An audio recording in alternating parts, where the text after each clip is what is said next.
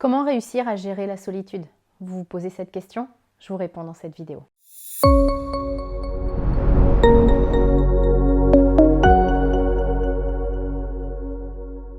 Bonjour et bienvenue dans cette vidéo. Si vous ne me connaissez pas encore, mon nom est Nathalie Martin, je suis coach en éveil de conscience et je vous accompagne à créer une vie qui vous fait vraiment vibrer. Si vous voulez travailler avec moi, je vous invite à consulter la description qui accompagne cette vidéo, vous trouverez tous les détails de ce qu'on peut faire ensemble. Alors si vous regardez cette vidéo, c'est peut-être que la question que je vous ai annoncée en introduction vous intéresse et que vous cherchez des réponses sur comment gérer la solitude. Puis très clairement, je pourrais vous donner un plan de match, un truc en 10 points, en mode voilà ce qu'on va faire pour que tu puisses gérer la solitude. Puis comme ça, vous auriez quelque chose de clair à appliquer. Mais ce n'est pas du tout ce que je vais faire en fait dans cette vidéo. Je vais vous inviter à regarder les choses autrement. Parce que cette question de comment gérer la solitude, elle en dit long sur la manière dont on aborde les choses. Parce qu'en fait, déjà là-dedans et dans cette démarche, je considère que le problème, c'est la solitude. Alors que la solitude, il y a des gens qui la vivent très très bien. Donc, le souci et le challenge du moment, c'est pas « je suis seule, puis il faut vite que je trouve des solutions ». C'est qu'est-ce qui se passe à l'intérieur de moi en fait, quand je connecte cette solitude. Alors que ce soit la solitude parce que oui, physiquement, factuellement, je suis seule, mais vous savez comme moi qu'on peut se sentir hyper seul alors qu'on est au milieu de plein de gens en fait. Et c'est ça le truc, c'est que cette solitude, qu'elle soit factuelle ou ressentie, c'est à l'intérieur de nous que ça se passe. C'est dans notre ressenti corporel. Et si ce ressenti corporel, il était vraiment agréable, vous ne seriez pas en train d'essayer de gérer la solitude. Vous seriez en train de la vivre tout simplement. Parce que c'est ça le défi que je vous propose. Plutôt que de chercher à la gérer, à gérer ce ressenti, puis à vouloir vous en débarrasser, ça va être simplement de la vivre, cette émotion, de vivre ce ressenti et de plonger au cœur de ce ressenti. Alors je sais que c'est compliqué. Je sais que c'est challengeant et que quand on ressent une émotion désagréable, on n'a qu'un truc en tête, c'est « enlevez-moi ça » en fait. Par le moyen de votre choix, je m'en fous, mais enlevez-moi ça. Que ce soit avec des médicaments, du travail, de l'alcool, peu importe, mais je veux que ça s'en aille. Et en fait, mon intention pour vous, si vous êtes dans cette démarche-là, c'est que vous arrêtiez cette démarche-là.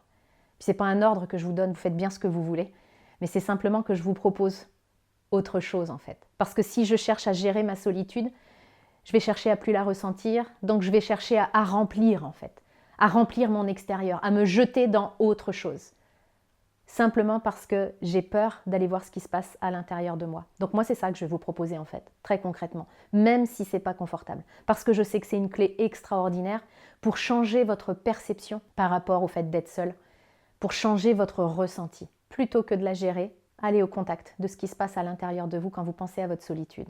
Puis si c'est trop dur, si c'est trop chargé émotionnellement parce que ça se rattache à des choses complexes, des choses de votre passé, vous n'êtes pas obligé de le faire tout seul. Vous pouvez vous faire accompagner par moi ou par quelqu'un d'autre, peu importe. Mais quelqu'un peut vous donner la main pour que vous ayez le courage juste d'aller à l'intérieur de vous, vous connecter à ce qui se passe quand vous pensez à votre solitude. Je pense à une de mes clientes qui me partageait en fait que cette solitude-là, elle fait naître une boule au ventre dès qu'elle y pense. Dès qu'elle pense à l'idée de rentrer chez elle, la boule se serre. Donc elle fait en sorte de ne pas rentrer chez elle, mais à un moment donné, elle ne va pas tourner en voiture dans le pâté de maison jusqu'à ce que mort s'en suive. Il faut bien qu'elle rentre. Et pour ne pas ressentir cette boule au ventre, elle ressentait le besoin de se jeter dans plein de trucs en fait, y compris dans la nourriture. C'était ça son moyen de ne plus ressentir. Mais ça, c'était un cercle vicieux.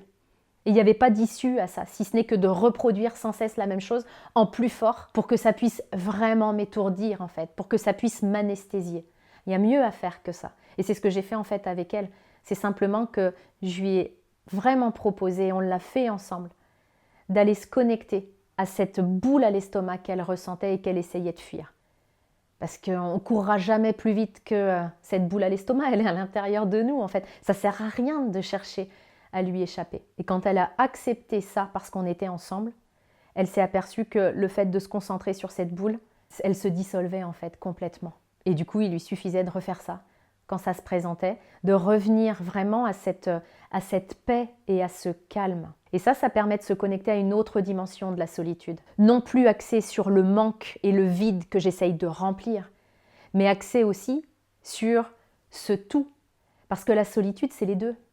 C'est à la fois rien et tout, puisque les deux sont les deux faces de la même médaille. Et le tout, ça veut dire que tout dépend de moi.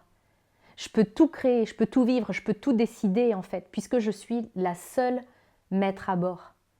Puis ça, je le sais que ça fait peur. Je sais que ça fait peur de se connecter à cet espace de création, à ce vide intersidéral de « vas-y, fais ce que tu veux ». La page est blanche, tu n'as personne en fait près de toi pour te dire quoi faire. Tu n'as personne pour t'imposer des contraintes, si ce n'est toi-même. Et ça fait peur. Et c'est ce qui fait que parfois on a besoin d'un cadre. Donc si c'est votre cas aujourd'hui, si vous avez envie d'un cadre pour créer vraiment ce tout, cette vie à laquelle vous aspirez, même si vous êtes seul, vous pouvez télécharger mon guide 10 conseils pour une vie heureuse. Vous aurez un plan de match, puis vous verrez dans ce plan de match que vous n'avez pas besoin des autres pour créer une vie qui vous fait vibrer. Les autres, c'est la cerise sur le gâteau, mais c'est à vous de faire le gâteau en fait. Juste pour qu'il soit exactement comme vous avez envie qu'il soit. Je vous laisse télécharger mon guide et je vous retrouve très bientôt dans une prochaine vidéo.